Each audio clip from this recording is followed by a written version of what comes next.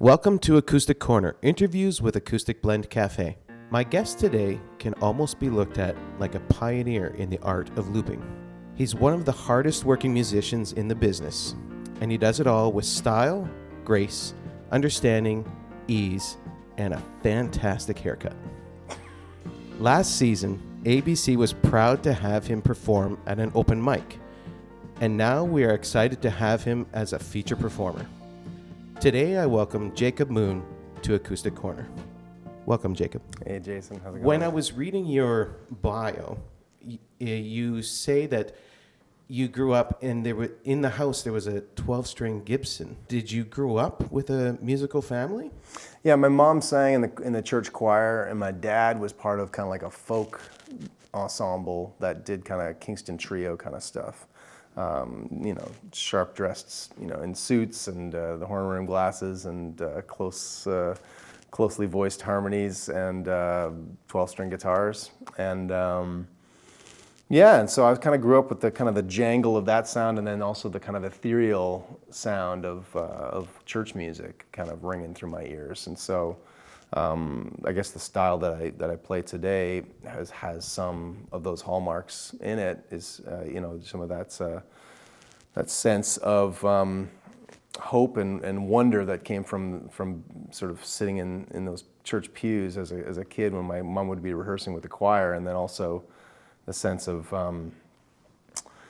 harmony, the sense of kind of a folk sensibility as well from my dad, and then I think that when I was a teenager, that's when I kind of discovered rock and roll, and that's when it kind of that element was added. What's the hardest part for you for learning a song? Is it more the instrumental part, the arranging part, or memorizing lyrics?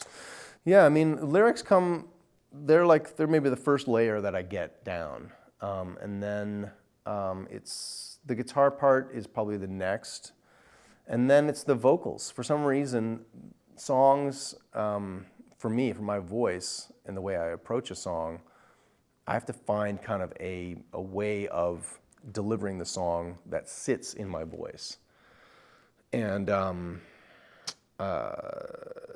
because for whatever reason, I'm not really sure why that is, but the vocal part of it is the most challenging. It's the most subject to vulnerability from the elements, from what you've eaten, how much you've slept. Right. You know what I mean? Whether you're on a plane or whatever, like these things all affect the vocal. You know what I mean? And what time of year it is. So it's just the guitar, not so much. The memory, not so much. But the vocal, I think that's true for everybody. But some people's vocals are just more bulletproof than mine are. But mine, I feel like mine can be all over the place, and I've got to really sing a lot to get to the point where I can sing with the kind of accuracy that I want to hear. So Right. And you discovered looping.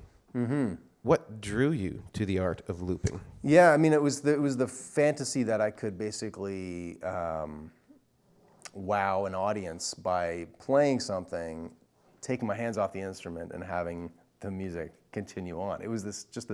I just loved the idea of that. I loved the possible reactions it would get from the audience, the possibilities it would have musically of creating sound on sound and accompanying myself. And so I think when I first started looping, it was a little disappointing because the audience didn't really notice. Now, when songs come to you, how do they arrive in your head? Yeah. Do you hear lyrics? Do you hear melodies? I hear melodies for sure long before I hear lyrics. I hear sometimes it's a groove, sometimes it's a chord progression, and then the melodies get married to that. Yeah, I find I kind of write them separately sometimes, and then I'll try them together to see if there's a fit. And then sometimes they fall all together in a sheet. It's just kind of the whole story and the chords, and it's maybe a simpler song. It's not as much of an arrangement. It's more of a grab your guitar and be able to kind of sing it right off the top of your head. What do you love about the city? Why Hamilton?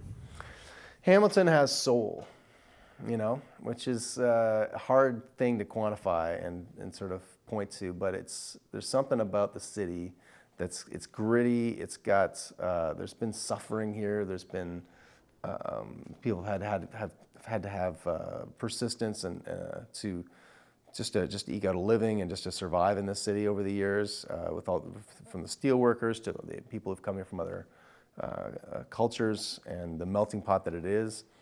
I think it's definitely got the kind of diversity that I was missing growing up in Kitchener-Waterloo, which is a fairly, I don't know, Germanic sort of Right, yeah. straight-laced town, What's next for Jacob Moon after the ABC concert? Yeah, I mean, I'm hoping to put together a all-original album, new album of new material, whether it's an EP or it's a full-length record. I'll write the songs and release them as I go, and then they'll all kind of coalesce onto the next project. And so yeah, I'm really looking forward to getting into the writing room and seeing what I come up with, because it's been a while since I've written a lot of new material. Well, thank you very much, Jacob. This has my been pleasure. a wonderful interview. I loved it. Thanks, Jason. This is Jason Hales for Acoustic Corner at Acoustic Blend Cafe.